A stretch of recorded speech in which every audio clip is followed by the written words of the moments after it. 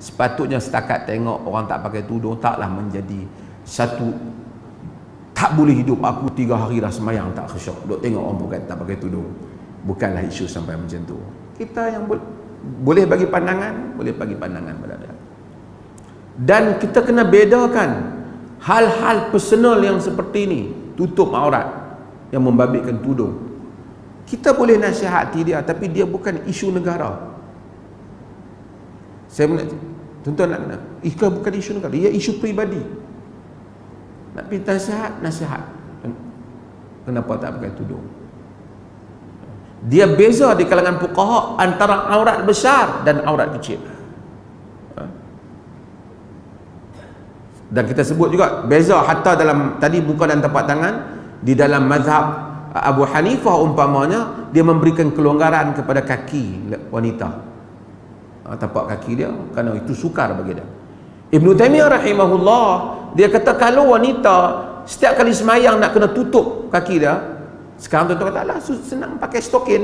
Stokin ni zaman baru ni, dulu dia bukan ada kain stokin macam ni. Maka mereka bagikan pengecualian, kerana wanita ni ada macam-macam. Ada wanita yang seperti isteri Az-Zubair ibn Awwam yang kerja di ladang.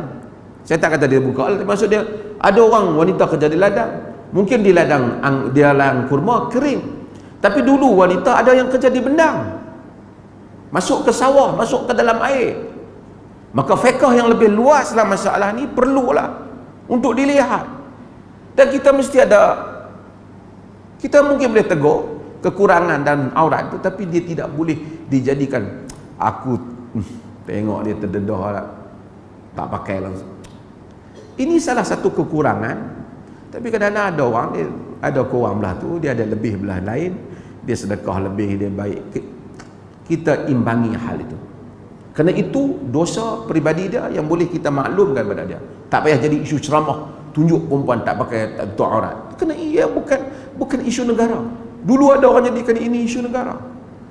Rasuah isu negara. Ambil harta benda negara, isu negara. Salah guna kuasa, isu negara. Tak pakai tudung, isu peribadi dia yang tak apa, kita nasihat dia. Tak boleh jadikan tajuk ceramah perempuan-perempuan yang tak pakai tudung. Jangan Malaysia orang, tak perlulah. Hatta kita tak perlu komen pun kalau di Facebook ke apa, yang tak pakai tudung tu untuk kita hentam dia secara terbuka. Nasihat dia terus. Melainkan kalau dia justifykan benda yang salah, dia kata bagus tak pakai tudung, tu kita kritik dah. Tapi kalau dia benda-benda kita lupakan. Tengok kadang-kadang dulu ada satu orang tolong bagi sumbangan, orang hak rumah sumbangan pun tapi tak pakai tudung, tak guna juga. Saya baca benda-benda, saya kata kamu lah di akhirat kelak, fa amma man thaqulat mawazinuhu fa huwa fi 'ishatir radiyah. Allah timbang amalan, bukan Allah pukal. Ada satu dosa terus masuk neraka. Siapa yang kebaikan lebih banyak daripada kejahatan, dia berjaya.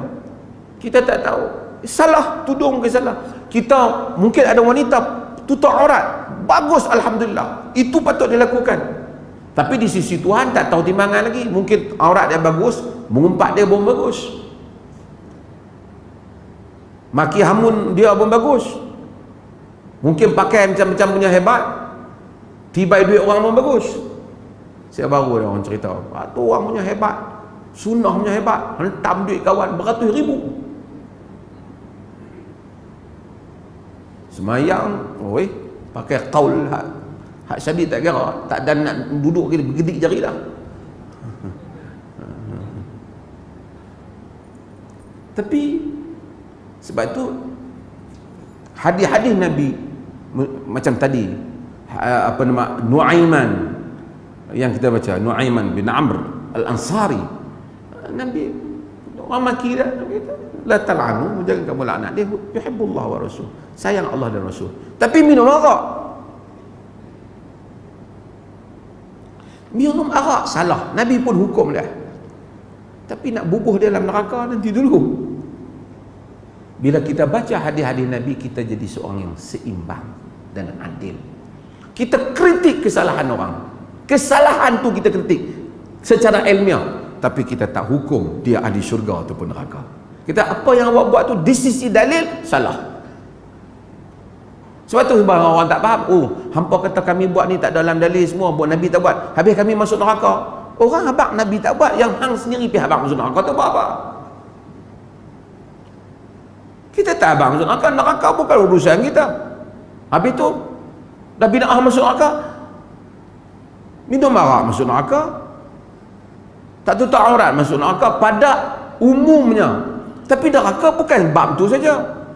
Mungkin ada orang dalam bab tu lemah, bab lain bagus. Timbangan dia akhirnya yang baik di sana menampung yang kurang di sini.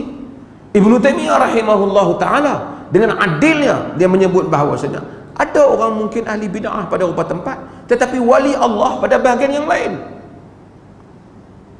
Dia lemah beberapa tempat, mungkin dia ada melakukan kesalahan sunnah. Tapi pada bab lain dia mungkin ahli qiyamul lail, ahli salat, dan Allah sayang dia bab tu. Dia lemah bab satu lagi.